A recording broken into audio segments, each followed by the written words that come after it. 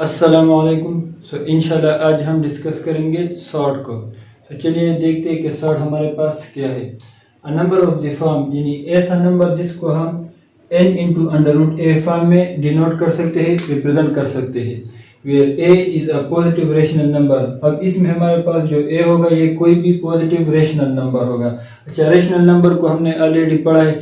Rational number हमारे पास वो number होता है जिसको हम p/q फॉर्म में लिख सकते हैं। जिस तरह 1 अगर आप लोग देखें 1 तो ये हमारे पास एक रेशनल नंबर है, 2 हमारे पास रेशनल नंबर है, 5 इस तरह ये सारे हमारे पास क्या है, रेशनल नंबर से।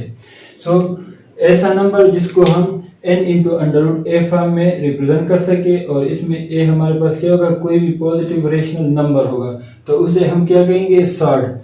सो इसके कुछ एग्जांपल है, इनको देखते हैं कि सॉर्ट हमारे पास क्या है और इसमें हमारे पास कौन से सॉर्ट नहीं होंगे।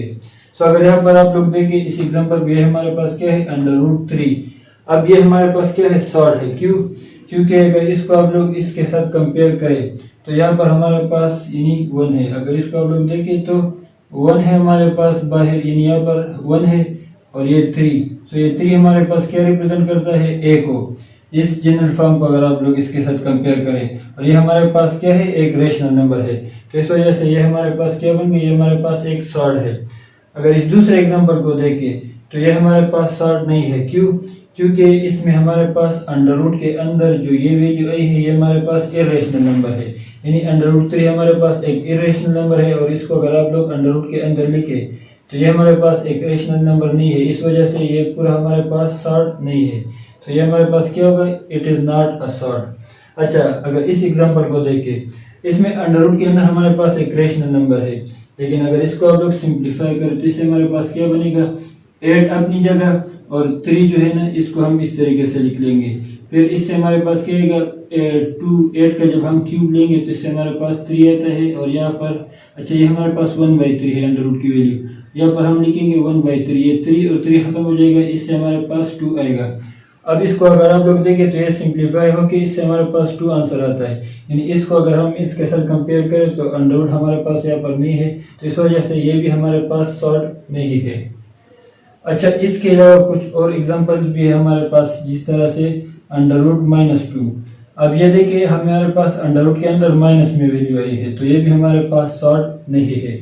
अच्छा, इसके अलावा अगर हम लोग देखें 5 प्लस अंडर रूट 4, अब ये हमारे पास क्या है, एक सॉर्ट है। क्यों? अगर इसको देखें तो ये हमारे पास अंडर रूट के अंदर जो भी वैल्यू है ये हमारे पास एक रेशनल नंबर है और इसके ऊपर अंडर रूट है, तो ये हमारे पास क्या है, ये हमारे पास सॉर्ट है। सो अब हम देखते हैं ऑर्डर ऑफ सॉर्ट को। यह हमारे पास जनरल फॉर्म है सॉर्ट की, यानी n इंटू अंडर रूट ए। अब इसमें n हमारे पास क्या है, ये हमारे पास कहलाता है ऑर्डर ऑफ सॉर्ट, और या इसको हम सॉर्ट इंडेक्स भी कहते हैं। और a इसमें हमारे पास क्या है, ये हमारे पास है रेडिकेंट। अच्छा, ये हमारे पास एक एग्जांपल है अंडर रूट 2। अब इसमें हमारे पास इसके ऑर्डर हमारे पास क्या आएगा, इसमें अगर आप लोग देखें तो n की वैल्यू हमारे पास क्या है, इसको अगर आप जनरली सिंप्लीफाई करें तो a और यहाँ पर हमारे पास क्या आएगा 1/n, यानी अंडर रूट की वैल्यू हमारे पास 1/2 होती है, लेकिन यहाँ पर n है तो 1/n। सो यहाँ पर हमारे पास अगर इसको आप लोग अब सिंप्लीफाई करें तो ये हमारे पास क्या बनेगा 1/2, यानी इसका ऑर्डर हमारे पास क्या है 2। इसमें देखिए n की जगह हमारे पास ऑलरेडी 3 आया है, तो इसका ऑर्डर हमारे पास होगा 3 और इसका हमारे पास 4।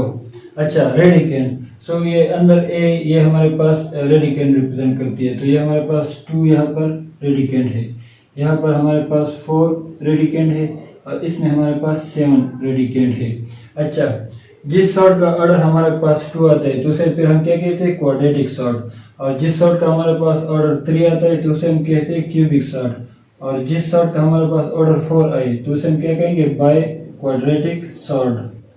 सो अब हमारे पास है types of sort. Types of sort हमारे पास इसमें सबसे पहले है मोनोमियल सॉर्ट। मोनोमियल सॉर्ट हमारे पास वो सॉर्ट होते हैं जिसमें हमारे पास सिर्फ एक टर्म मौजूद हो। अच्छा, टर्म हमने ऑलरेडी पहले पढ़ा है, आप लोगों को पता होगा कि टर्म क्या होता है। सो ये देखिए हमारे पास अंडर रूट 2, ये हमारे पास ओनली एक टर्म है तो इसे हम क्या कहेंगे, मोनोमियल सॉर्ट। या हमारे पास अंडर रूट 8 है तो ये हमारे पास एग्जांपल है मोनोमियल सॉर्ट की। बाइनोमियल सॉर्ट जिसमें हमारे पास टू टर्म मौजूद हो, जिस तरह इसको देखे √5 फिर एक प्लस माइनस आया है फिर उसके बाद 1, तो ये एक टर्म और ये एक, तो ये दो बन गए, तो ये हमारे पास क्या बन गए बाइनोमियल सॉर्ट जिसमें हमारे पास दो टर्म्स मौजूद हो। Trinomial sort it has 3 terms, यानी जिसमें हमारे पास 3 टर्म्स हो तो उसे हम क्या कहेंगे ट्राइनोमियल सॉर्ट। जिस तरह देखिए 2 माइनस √7 प्लस √11, ये एक टर्म, ये दो और ये 3, तो ये हमारे पास क्या है ट्राइनोमियल सॉर्ट। अच्छा, जनरली मोनोमियल के अलावा जितने भी हमारे पास सॉर्ट आते हैं तो इन सब को हम जनरली कंपाउंड सॉर्ट भी कहते हैं। कंपाउंड सॉर्ट यानी जितने भी हमारे पास मोनोमियल के अलावा सॉर्ट है उनको हम जनरली कंपाउंड सॉर्ट भी कहते हैं। सो अब हम देखते हैं कंजुगेट सॉर्ट को। टू बाइनोमियल क्वाड्रेटिक सॉर्ट यानी हमारे पास दो सॉर्ट है बाइनोमियल यानी जिसमें हमारे पास दो टर्म मौजूद हो, विच डिफर जो हमारे पास यानी एक दूसरे से मुख्तलिफ हो, ओनली इन साइन, सिर्फ साइन की मदद से वो एक दूसरे से क्या मुख्तलिफ हो, जो साइन उनके टर्म्स के साथ कनेक्ट होते हैं, तो उसे फिर हम क्या कहेंगे कंजुगेट सॉर्ट। किस तरीके से, लेट्स सपोज हमारे पास एक सॉर्ट है, अब इसका हमारे पास कंजुगेट सॉर्ट क्या बनेगा। सो यहाँ पर हमारे पास जो टर्म के साथ जो साइन है इसको हम खाली चेंज कर देंगे, तो हमारे पास क्या बनेगा 5 माइनस √3। सो ये इसका कंजुगेट सॉर्ट बन गया। अच्छा, इसका हम कंजुगेट सॉर्ट किस तरह बनाएंगे, ये हमारे पास है 2 माइनस √5, तो हम लिखेंगे 2 प्लस √5, यानी खाली साइन चेंज करने से जो ये दो हमारे पास सॉर्ट है ये क्या बन जाएंगे कंजुगेट सॉर्ट। तो अब हम देखते हैं रेशनलाइजेशन को। अच्छा, यहाँ पर हम पहले एक एग्जांपल लिखते हैं √5 डिवाइड बाय √3। सो अगर इसको आप लोग देखें, अगर इसको हम इस पर डिवाइड करेंगे तो इससे भी हमारे पास पॉइंट में आंसर आएगा और इससे भी हमारे पास पॉइंट में आंसर आएगा। अब इन दोनों को फिर जब हम डिवाइड करेंगे तो हमारे पास बहुत यानी लंबा प्रोसेस बनेगा। सो इसको सिंप्लीफाई करने के लिए हम क्या करते हैं रेशनलाइजेशन का मेथड इस्तेमाल करते हैं। अब रेशनलाइजेशन का मेथड हमारे पास क्या है, इस नीचे से हम क्या खत्म करेंगे √3 को, तो प्रोसेस हमारे पास क्या होगा, हम √5 लिखेंगे और डिवाइड बाय √3। अब इसको हम यहाँ पर मल्टीप्लाई भी करेंगे ऊपर और डिवाइड भी करेंगे यहाँ पर। अच्छा, इसको ऊपर मल्टीप्लाई करेंगे तो हमारे पास क्या आएगा, ये भी अंडर रूट में है और ये भी हमारे पास अंडर रूट में है, तो इन दोनों से हमारे पास क्या आएगा 5 मल्टीप्लाई 3 डिवाइड बाय √3 और √3, इन दोनों को जब हम मल्टीप्लाई करेंगे, जब सेम वैल्यूज हमारे पास मल्टीप्लाई होते हैं तो उसका स्क्वायर बनता है, तो यहाँ पर हमारे पास क्या बनेगा √3 का स्क्वायर बनेगा, ये और अंडर रूट हमारे पास खत्म हो जाएगा और ऊपर हमारे पास आएगा √15 डिवाइड बाई 3। सो यहाँ पर देखें तो अंडर रूट हमारे पास यहाँ से खत्म हो गया। सो इस मेथड को हम क्या बोलते हैं रेशनलाइजेशन। सो ये हमारे पास आखिरी टॉपिक था आज के टॉपिक का।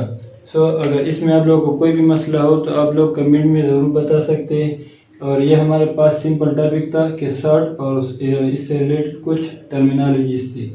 सो इंशाल्लाह फिर मिलेंगे नेक्स्ट वीडियो में एक नए टॉपिक के साथ। तो तब तक के लिए इजाज़त दीजिए। अल्लाह हाफिज़।